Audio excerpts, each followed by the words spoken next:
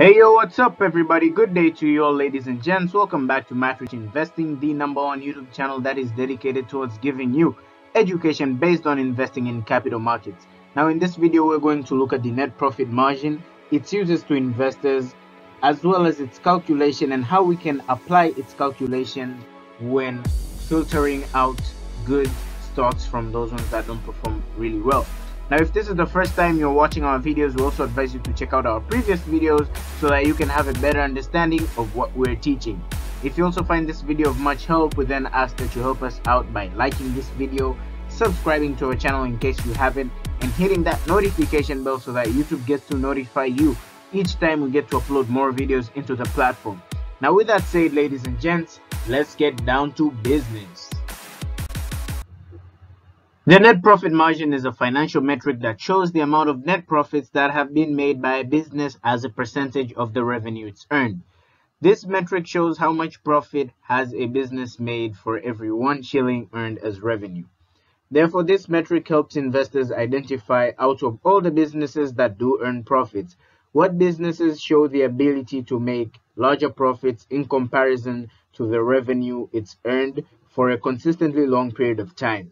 A business that does make large profits in comparison to its revenue is the one that shows opportunity for making great returns on investors' capitals and success upon one's investing operation. So this ratio helps investors identify as to whether the management of that business can make enough profits in comparison to the revenue it's earned while efficiently controlling the business's costs from growing uncontrollably. Now, a business with a larger net profit margin indicates that it is good at controlling its costs as well, because we do understand that business operating expenses are the ones that reduce or eat up the amount of profits that are to be made by that business.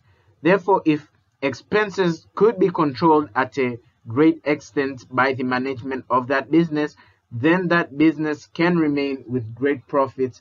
And if a business can do that, then the net profit margin will be larger, hence causing it to look attractive for investments.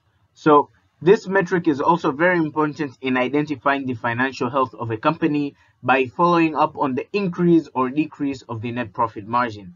It is also easy to compare different companies in terms of profitability regardless of their size. Given the two examples, example 1, we have Azua PLC, which has earned 1 billion shillings worth of revenue and made net profits amounting to 20 million, therefore having a net profit margin that is equivalent to 2%. In the second example, we have Kapeza PLC that has earned a revenue of 50 million shillings and has made net profits amounting to 7.5 million, but making a net profit margin that is equivalent to 15%. So another great benefit offered by this metric is that it helps an investor compare different businesses that are in different industrial sectors by identifying which business has greater profitability in terms of revenue than the other. This metric is also used in comparing businesses with different sizes, for this metric isn't biased based on the size of business, but it looks at which business has got great profitability in terms of the revenue it has earned. If you consider the examples given, there are two companies, the first one having 1 billion shillings as revenue and profits of 20 million shillings, while the other has a revenue of 50 million shillings and profits of 7.5 million shillings. By glancing, you would say that the first company is a big deal, but if you look at the profits made in comparison to the revenue earned, you can see that the first company has made profits that is 2% of the revenue it's earned. But the second company, which has made smaller revenue and profits than the first company, has made profits that are 15% of its revenue.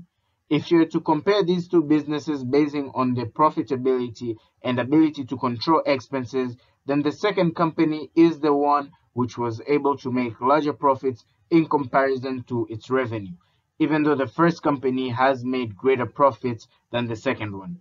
But when it comes to investing into these shares and businesses, we don't just simply compare businesses by seeing which business has made greater profits than the other, but rather yet we look at how much profits has an individual business earned in comparison to its revenue. And that sense of margin is what we tend to use for comparison throughout different businesses. It is better if an investor sees a business with a growing net profit margin in the long run. To identify a business that does well financially, then that business should have at least a net profit margin of 10% and greater in the long run. Excellent performing businesses should have a net profit margin of at least 20%, which could mean that the business has got low level of competition in its market and is therefore easier for the business to control its expenses, thus allowing it to make greater profits in comparison to its revenue. Businesses with an average net profit margin between 0 to 9% aren't worthy of investment.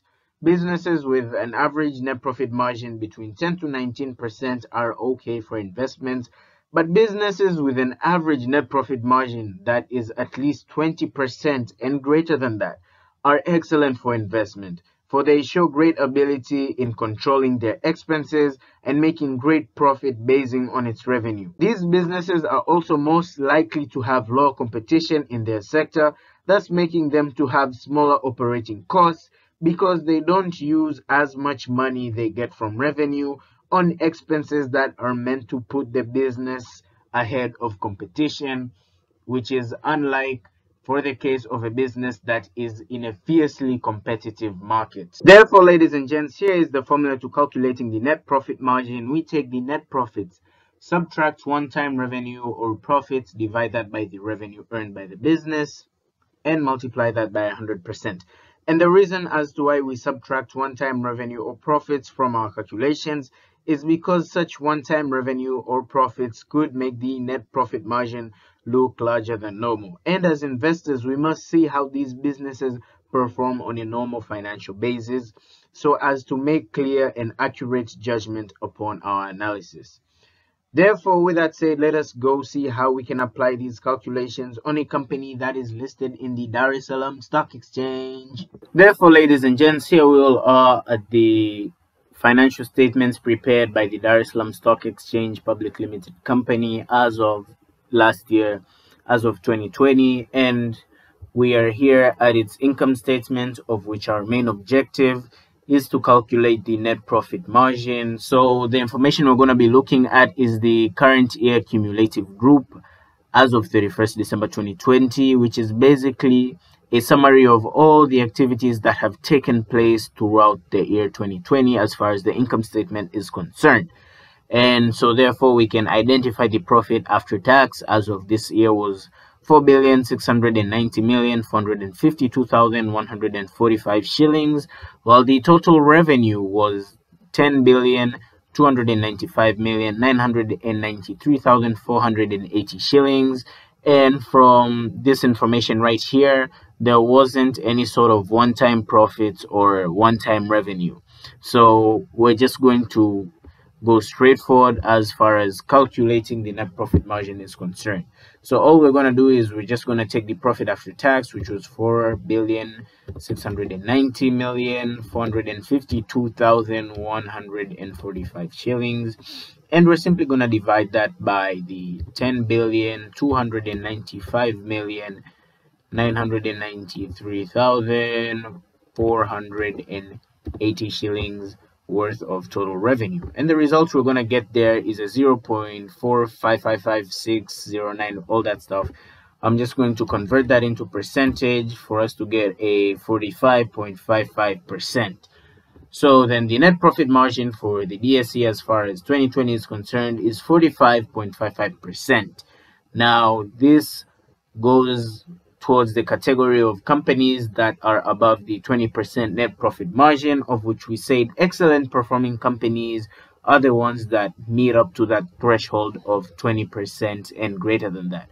So as far as the net profit margin for the Dar es Salaam Stock Exchange, we can generally conclude that this is an excellent performing company, as we can see that this company was able to retain 45% of its total revenue as profits. Not only that, but we can also see that the total expenses, right, indicated right down here, are pretty low are pretty little in comparison to the total revenue they've made. Here, they've spent almost half of their revenue on expenses, which was basically 5.4 billion. So as a result, we got the profit after tax as 4.6 billion, which was kind of due to the tax provision right there. So from this, we can say that this company is a pretty good company. And as far as competition is concerned, I could pretty much conclude that this company is of very low competition. I mean, there's only one stock exchange in the country. There's only one stock market that issues shares and bonds, and that is the Dar es Salaam Stock Exchange. So there's literally no competition whatsoever, and that is the reason to why such a company would basically incur simple expenses, or more like the compulsory expenses that are required to run the business's day-to-day activities. There isn't any sort of additional spending to to attract, to like put this business in some sort of competitive advantage. This business already has a natural monopoly on its market. So yeah. Saying, ladies and gents, thank you also so much for watching this video to the very end. If this video has been useful to you, we then ask that you help us by hitting the thumbs up button, liking this video, subscribing to our channel, and hitting that notification bell so that YouTube gets to notify you each time we'll upload more videos like these into the platform. Share these videos to your buddies. Sharing is caring and knowledge is power, so that they can also benefit from these videos just like you. If you're on social media platforms, that is Instagram, Facebook, and Twitter, don't forget to check us out there. Our account name is Matrix Investing. The links to our social media accounts are in the description below. We provide content related to investing in the Tanzanian capital markets on a daily basis. So don't forget to follow, like, share, and comment.